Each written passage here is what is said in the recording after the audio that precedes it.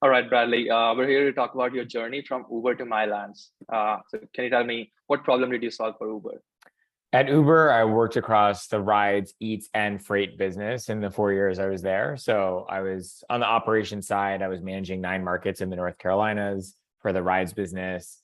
Uber Eats, I launched new markets. So I launched Miami, Florida, and then in Milan, Italy. And then it moved out to San Francisco to launch and run our Uber Freight business. So I was managing our carrier operations team for about 2 years for Uber Freight.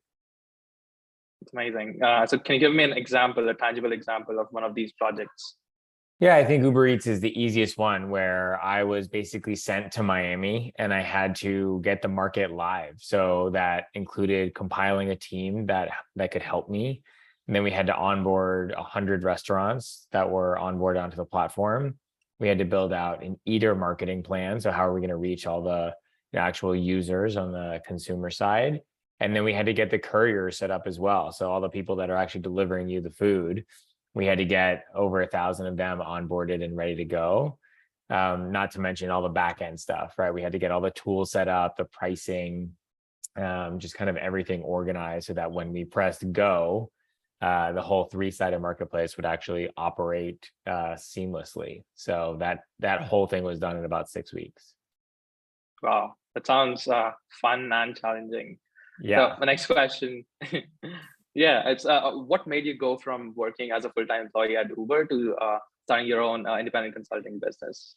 I loved my experience at Uber and I learned a ton, but I had always wanted to build my own company. It had been in my being since I was in high school and college, and I had, started and stopped a bunch of companies. I never actually made it through. And the experience at Uber, I felt like gave me enough experience and grit and learnings to go do it on my own. And it just felt like that time. It felt like I'd kind of reached my ceiling. I wasn't feeling as valued. I wasn't as passionate about the problems we were solving anymore. And I had had a lot of success at Uber in launching these new markets. And I thought if I could launch them for Uber and build it up to $1 billion valuation, I could do it for myself. Obviously harder to do for yourself, but I knew that I needed to try. And it really just kind of dawned on me one day. And so I quit. And once I quit, it was, what am I going to do? And it was a lot of experimentation, trying new things, putting myself out there.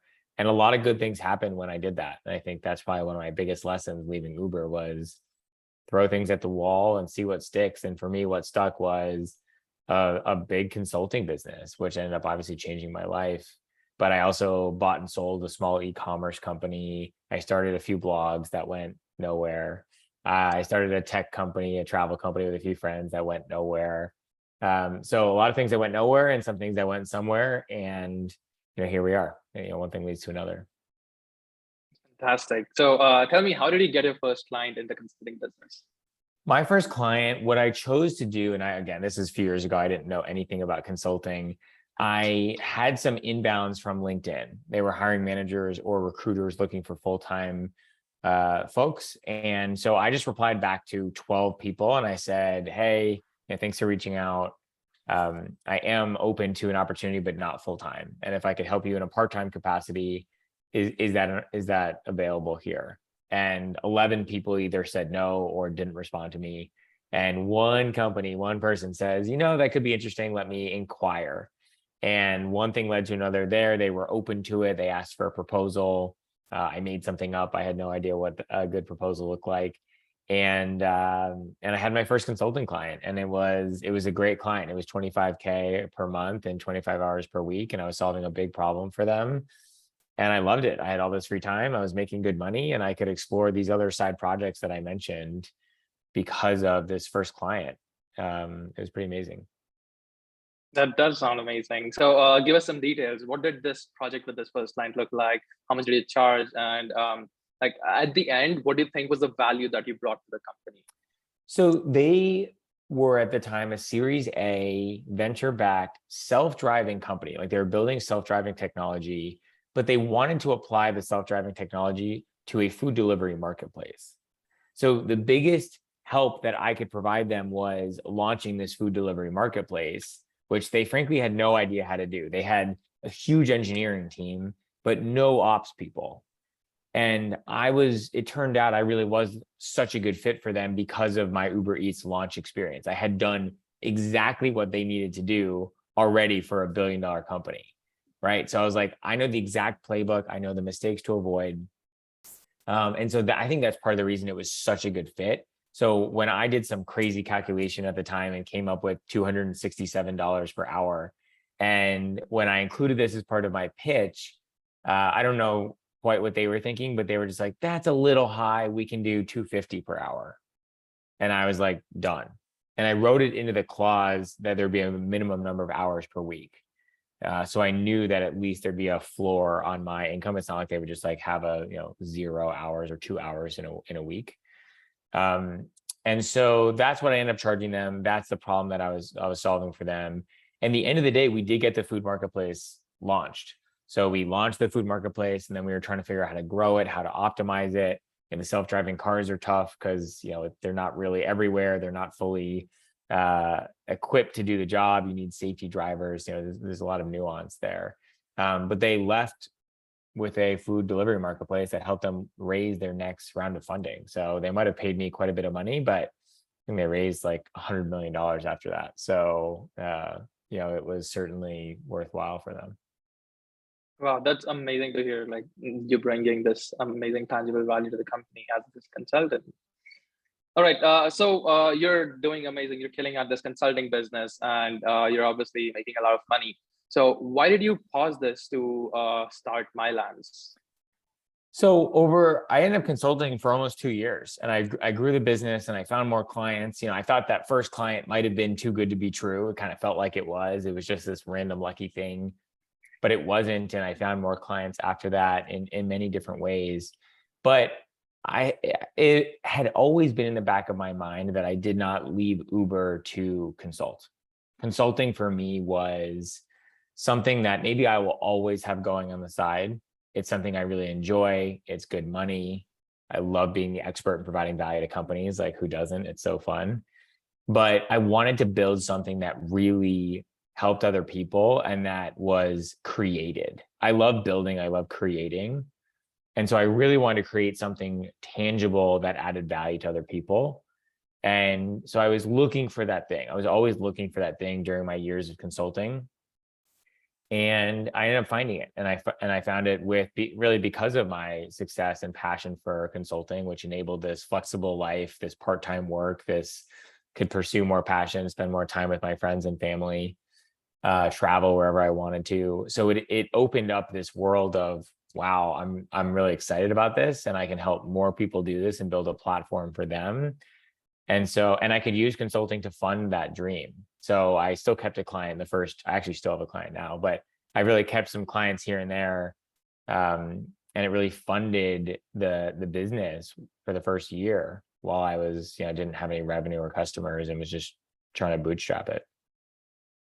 I love how things just naturally led you to starting Mylance. So tell me again, what makes you passionate about helping people start their consulting businesses at Mylance?